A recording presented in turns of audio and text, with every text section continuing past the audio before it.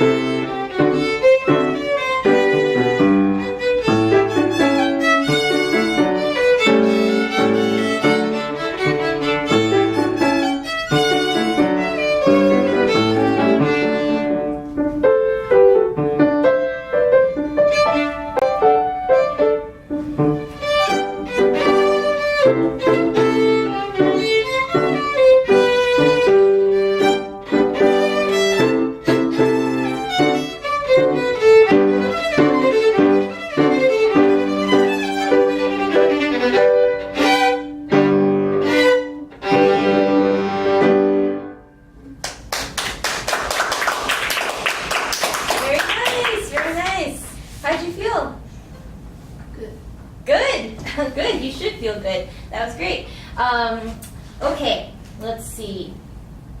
I guess I'll go back to, actually no, I mean I really enjoyed the beginning. One of my students played this last year, so it brought back fond memories. Okay, let's see. You know the Brillante section? Yeah. That you just played through? Or I guess in general, overall, when you're playing, do you feel very tense? Yeah, because I can see it. Are you clenching your jaw? Yeah. Okay, that's not good. I mean, you sounded great, and so I think you can try to relax more. If the reason that you're tense and clenching is because you're worried about things, you don't need to worry. It's great. It's fantastic.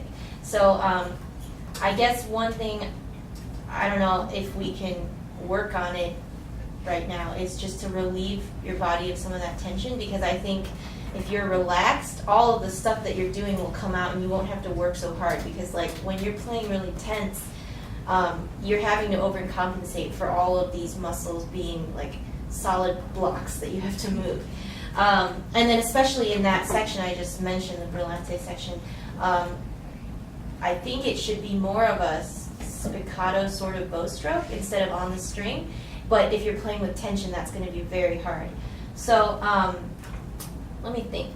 Can we start somewhere in that piano section? Not this far back, but somewhere leading up to this.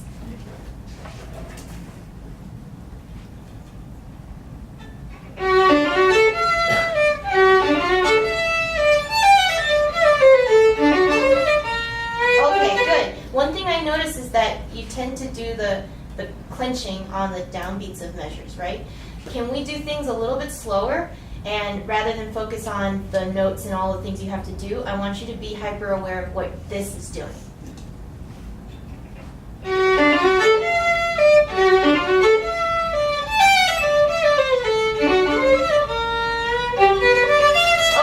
stop there. That's good. Okay, so the difference that I heard was that when you were more relaxed, the sound was more relaxed, and actually far more in character with the gracioso nature of this section. I felt like there was just a little bit more flow, whereas before there was so much emphasis on the 6/8 meter, which I don't think is necessary. So let's try that one more time at the same slightly slower tempo, and then stop before you get to the Brillante section.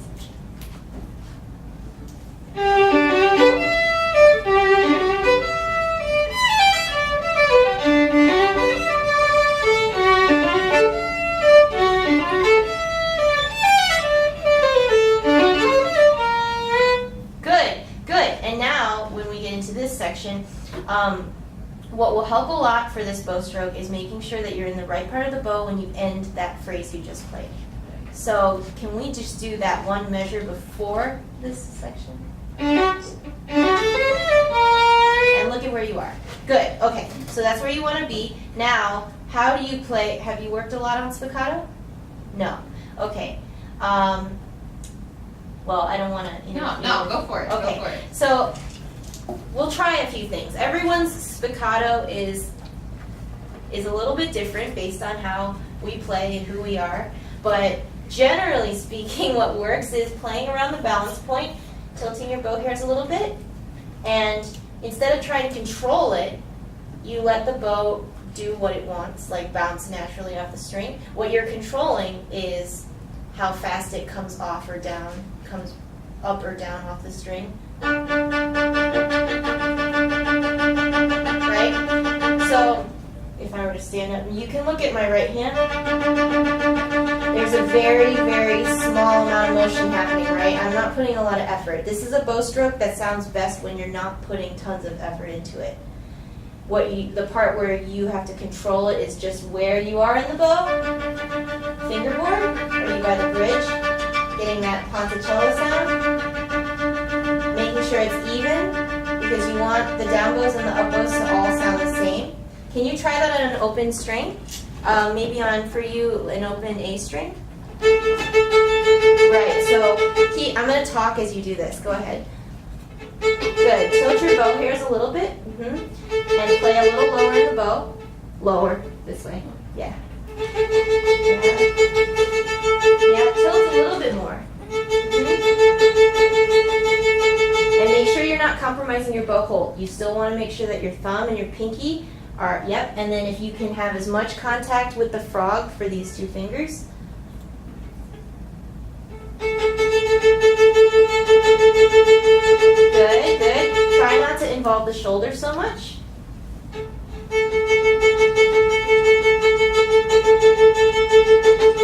Nice. That's a really nice start. Okay, so can we try to apply that bow stroke to this section? It doesn't have to be the whole thing. If you just want to play the first measure and loop it or whatever you want.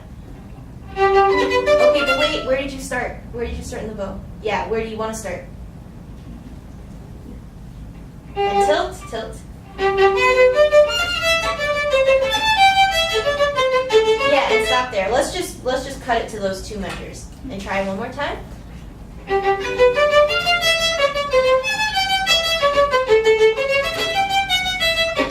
Yeah, that's great. I mean, for a first attempt, that's already in such a great place, and I think that sound, that bow stroke, is much more appropriate to this section.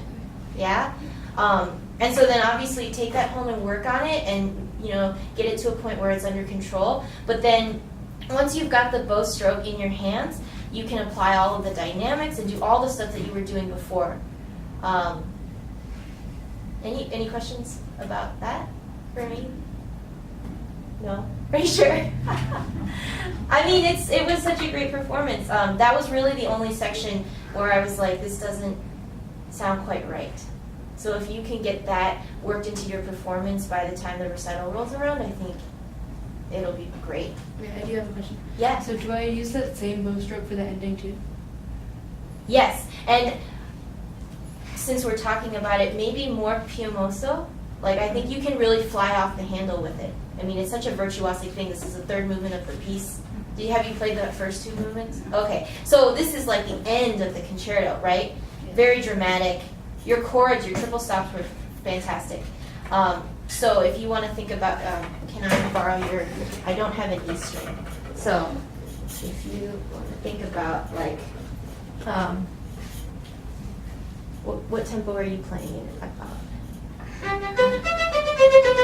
Something like that? Okay.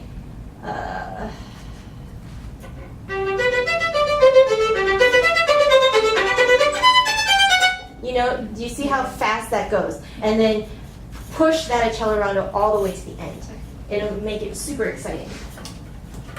Actually, can we try this with piano? Yeah.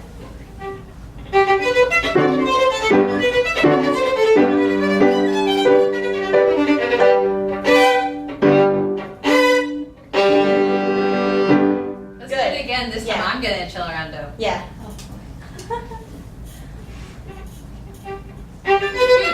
Dude. You gotta cue me. Oh, Yeah? Yeah? But no, just turn. Audience is still over there, but breathe. Okay.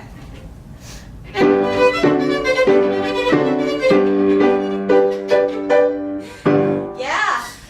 All right, so now you know where the train is. Hop on board.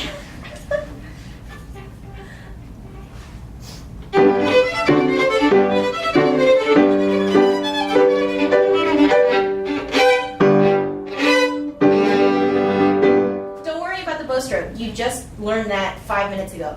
If you want to go back to the old way of just keeping it on the string for practice purposes for the accelerando, let's try it one more time.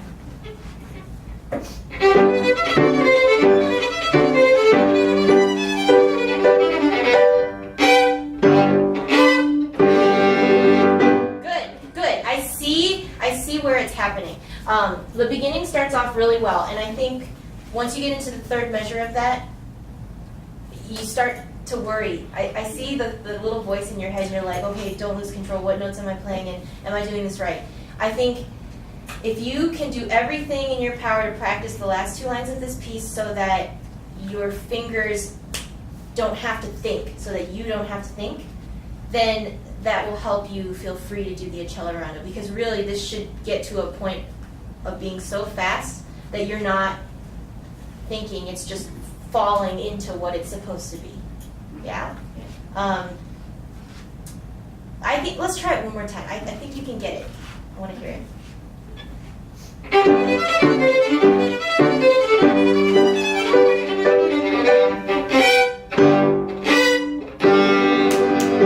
That was it. That was so good. And even though there was like a tiny little blip of a mishap, who cares, okay? Like, the one thing I think people don't talk about enough is mistakes being perfectly fine.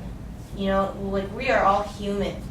And I think as an audience member, I would much rather see somebody really go for it 150% and eat it than to see this timid person being like, oh, it's so perfect, but it's just so square and boring, right? That's not why we play music. We play music because it's like an extension of how to express ourselves.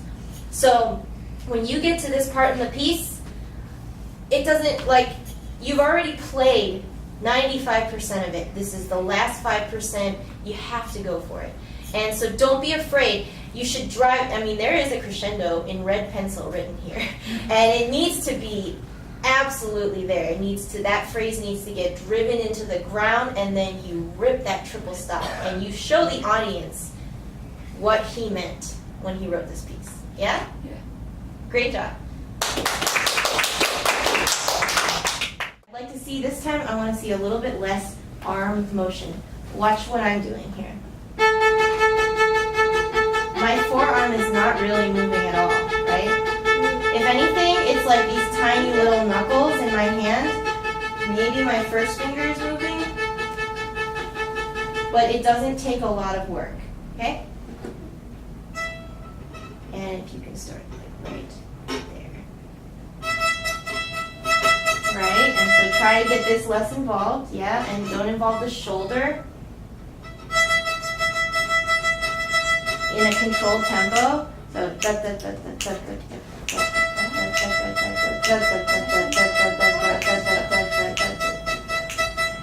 good. Can you get them to be a little more even instead of right? Yeah.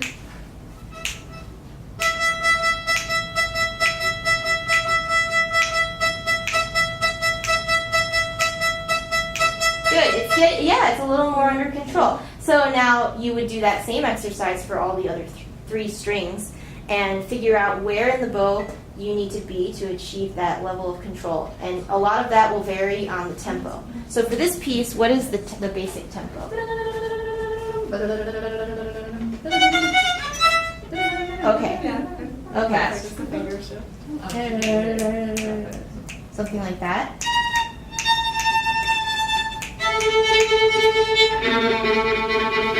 Okay. Okay. How can we get from point A to B? Because that is a pretty big tempo difference from what we were just doing. Let's just try that first bit, the A, all by itself. Yeah.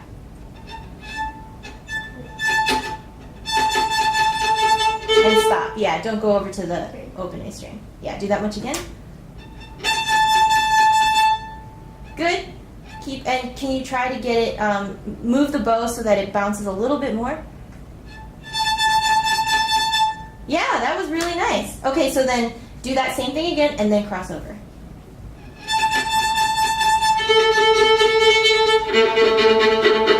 Okay, good. Now when you go over to the G string, I think what will help here is to Raise the adjust elbow. your elbow so that it's a proper height. Usually for spiccato, it helps if it's slightly, well, if it's level or slightly higher than where you're needing to be with your wrist. Yeah? So let's try and find that sweet spot for the open G string. Raise your elbow. Yep.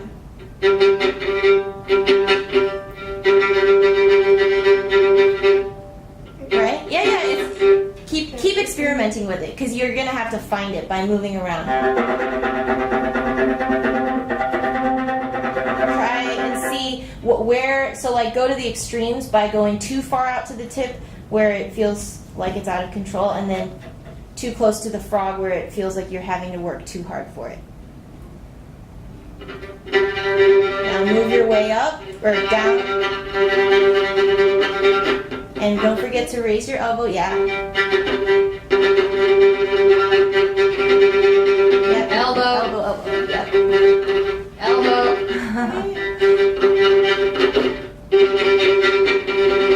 Right. So that seems to be the neighborhood where you need to be in the. As long as everything else here is doing what it's supposed to, right? Yeah. So I would say the open string exercise can be very helpful with this concept. Thank you so much. Yep.